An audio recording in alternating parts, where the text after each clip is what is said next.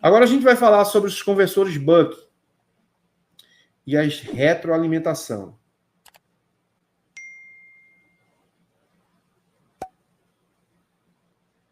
Cadê?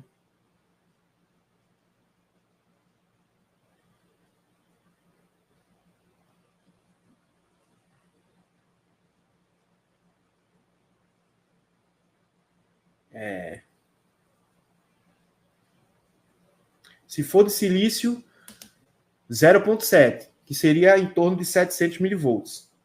Se for de germânio, 300 milivolts, não 0,3 volts.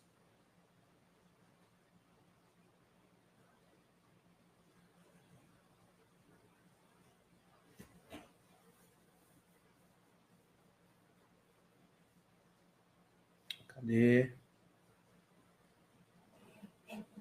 Vamos lá. Vamos falar aqui agora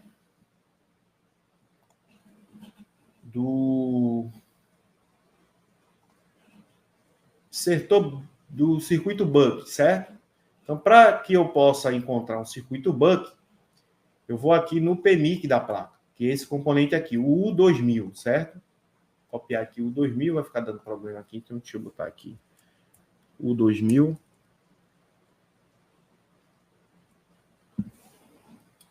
E vamos no Enter.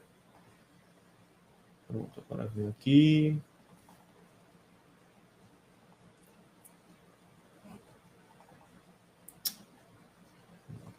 Vamos lá, o 2000. O 2000.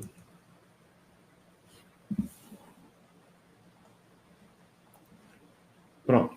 Estamos aqui diante do PMIC, certo? Como vocês podem ver, o PMIC, ele é dividido aqui em blocos, né? Então, aqui eu estou no U2000D. Mas se eu for subindo aqui, eu vou ter o... Não, aqui é descendo, é ao contrário. Aqui eu vou ter o E. Aqui eu vou ter o B. É tudo misturado aqui, né? Nessa benção aqui. Aqui já é o F. Mas, enfim, está dividido aqui em páginas, que as páginas estão meio malucas. Mas a gente vai falar do Buck, certo? Vamos lá. Vou abrir aqui nessa parte onde a gente tem os conversores Buck. Todo conversor Buck, galera, deixa eu fazer aqui. Vou tomar uma aguinha aqui. Todo conversor Buck, ele vai ter o VSW ali, ou VCore, né? Vai ter essas siglas aí. O VSW, VS.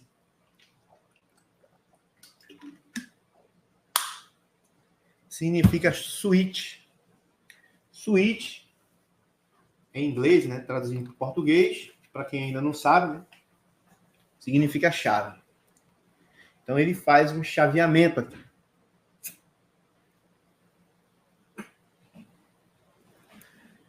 E aqui a gente precisa entender o seguinte. O Buck, pessoal, aqui, ó, dentro do PMIC, a gente vai ter tipo um transistor MOSFET aqui, certo? Que é o comutador. É claro que aqui a tecnologia é mais avançada, mas a gente pode, se a gente pegar um desenho de um circuito Buck, a gente vai ver que daqui, nessa parte de cá, a gente vai ter a tensão de entrada. Então, a gente vê aqui, por exemplo, aqui seria o VS5, né? VS5. Não, aqui é VREG. Que é a tensão... Isso é um feedback de alguma linha de VREG. Mas vamos pegar aqui o VS5.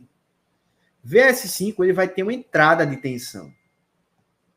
Certo? Cadê? Aqui no caso aqui, ó. A tensão que vai alimentar a VS5 vai ser VDDS1. Deixa eu ver se eu vejo aqui. Que é o GND do S5. Aqui ele não está falando da tensão que vai alimentar o setor do VS5. Deve estar em outro local aqui, na parte de cima do circuito, que aqui tem duas partes falando do Buck, né? Mas vamos pegar aqui o 6, então, para a gente não ir procurando as páginas, para não complicar mais ainda aí. Vamos lá, VREG, cadê? SA. Aqui uma tensão regulada.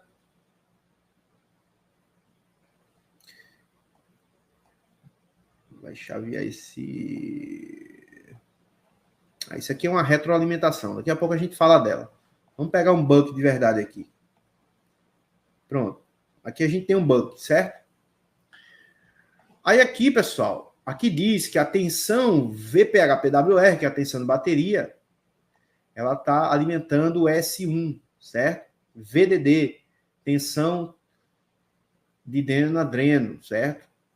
S1, vai estar alimentando aqui, ó, o buck 1. Então, quem está alimentando o buck 1? A VPH-PWR. Tem casos, né, de algumas alimentações, por exemplo, serem alimentadas por outra alimentação, e aí é que a gente chama de realimentação de um circuito.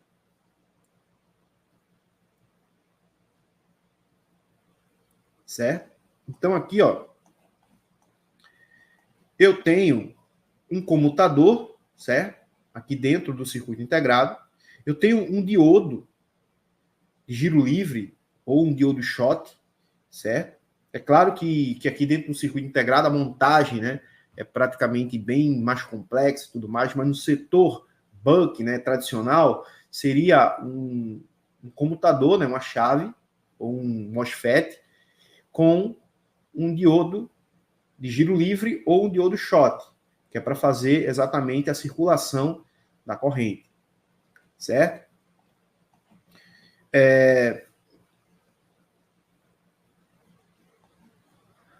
Então, a gente tem aqui a tensão de alimentação desse buck, certo? E aqui a gente vai ter a saída de alimentação do buck. Aqui a gente tem a VREG SA, certo? Tensão regulada, switch 1, ok? Essa tensão aqui, pessoal, nesse esquema elétrico, ela não apresenta, né, o valor da tensão, porque as tensões de buck, ela sempre varia entre 0,6 volts a 2 volts, né? A 2,8 volts, vai depender do aparelho aí, ok? Mas aqui é para a gente poder explicar um pouco melhor sobre essa tensão buck e também retroalimentação, que eu vou explicar também ainda. Então, aqui acontece o seguinte. Quando essa chave abre e fecha, né? Quando ela abre, a corrente elétrica passa, a tensão elétrica passa, né? E vai gerar o campo magnético no indutor.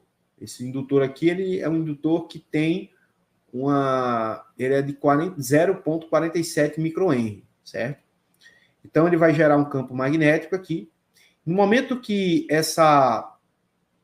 esse circuito aqui, essa chave fecha, esse cara aqui, ele vai pegar esse campo magnético e vai transformar em corrente elétrica, certo? Então, vocês entendem que no outro circuito, no Buster, a gente estava elevando a tensão elétrica, certo? Nesse caso aqui, a tensão, ela tem uma queda, certo? Ela cai bruscamente em relação à tensão de entrada, que é de 4 volts aqui, ó, tensão de bateria, que alimenta esse buck. E na saída do buck, a tensão, ela cai e a corrente elétrica, ela sai com grande potência. Por quê? Porque a intenção desse circuito é fornecer corrente elétrica para gerar potência, certo? Então, a preocupação do buck é fazer com que a CPU ela tenha ganho, ela tenha potência para trabalhar. Então, a corrente elétrica que vai circular em um buck, né, em uma malha buck, está em torno de 2, 3 amperes. Certo? Imagine todos os bucks trabalhando ao mesmo tempo. Vai ter uma circulação de mais ou menos 12 amperes, 13 amperes de corrente elétrica na CPU. Por isso que a CPU aquece pra caramba quando você liga o aparelho. Porque todos os núcleos da CPU estão trabalhando ao mesmo tempo. A CPU está enviando informação, recebendo feedback o tempo todo no momento da inicialização. Ok?